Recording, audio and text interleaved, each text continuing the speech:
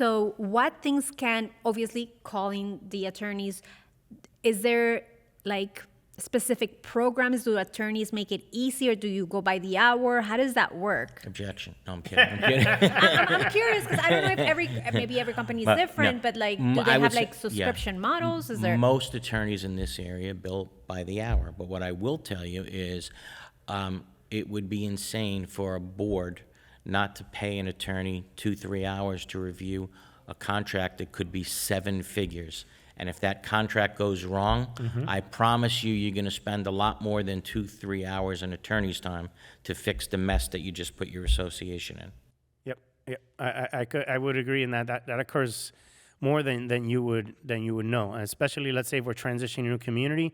Oh, we're not happy with this vendor, and we'll take a peek. All right, you're not gonna be able to get out. You're gonna have to speak to the attorney, and you're stuck. Because some agreements, you can put 30 days with or without clause. Okay, we can cancel that agreement. Certain agreements, that's not the case.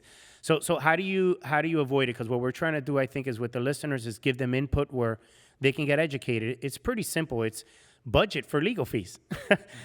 Budget for legal fees. It's a cost. No business. I own the business. Eric owns the business. I'm sure there's legal expenses that you should put into every business. Things always occur that you need to contact your attorney. So your association, how do you do it? Look back at the past 1.5 2 years. What have been my legal fees? What have they been about? Okay, they've been about things that we've needed to reach out to the attorney. All right, this year we're going to be going through construction.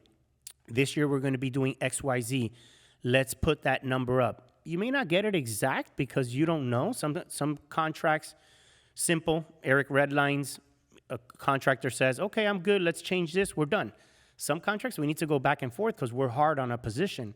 Or we'll make, as a management company, a recommendation. Look, we want to be hard on a weekly report because if they don't give that to us, we're going to be in a bad position and we don't know what's going on. So I would say is budget these kinds of expenses ahead of time, understanding that there's a cost associated to managing the community. And that sounds great. I'm sorry. But that sounds great when, like beforehand. Yes. But what if you don't have the funds right now? Like, I'm sure a lot of homeowners are probably like, yeah, that sounds really cool, like after the fact, but right now we're in a pickle and let's say we need to do repairs and it's $5 million and we don't have the funds. What happens then? Like, so that you're not in legal, like if there's no money, how do you do it? So that occurs all the time because these are nonprofit associations and many associations get put into a pickle, so there's the way we like to look at things, there's always a solution to a problem. Okay, they may not like the solution, That's another, that's a whole chapter, other story, but in reality, if that's the vision of the community, we want to fix this, we want to get this done, then if you're working with a good partner, then they can give you the options. You have the options of if you don't have reserves, let's assume that you do, but you're short. Okay, you have the option of a special assessment. You have the option of a loan. You have the option of amending the budget. As a board, you can amend the budget in the middle of the year. Hey, there's going to need to be a budget change. This is why it's happening. So I would recommend the board members or even residents that are considering being on the board is there's always a solution to a problem. So it goes back to that partnership where, okay, what could we do? And then we're going to bring in partners because maybe for the amendment, we still need to understand, is there a vote required or not? So, hey, we're going to bring in the attorney partner. Look, can you check the documents is what we're considering to do. What is that, an hour of work? Okay, they'll take care of that. All right, we're moving in the right direction. This is what needs to be done.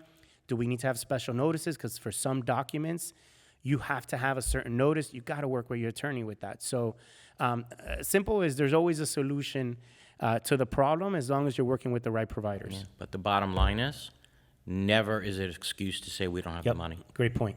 Ever. You can never say we don't have the money. You're an association, get the money in the ways Rafael was saying. So is that where like a property management company, do you guys have resources or like for a self-managed community, like how do they get resources? So that's where the biggest benefit comes with working with a provider. There's a lot of self-managed communities that have done a fantastic job because they have a ton of professionals that have worked in similar fields. But in the same token, there's many self-managed properties of individuals that they just don't know. They're retired and they don't want to deal with this. So we already know who are the board certified attorneys. You know, reach You out have to the contacts. Erics of the world. Yes, we know which banks work with associations, because if you just go to a local community bank that doesn't understand association, the world of community association, you'll get denied. And it's not because your credit per se, because it really isn't, that doesn't exist, but it's they don't understand the product that they need to sell to you.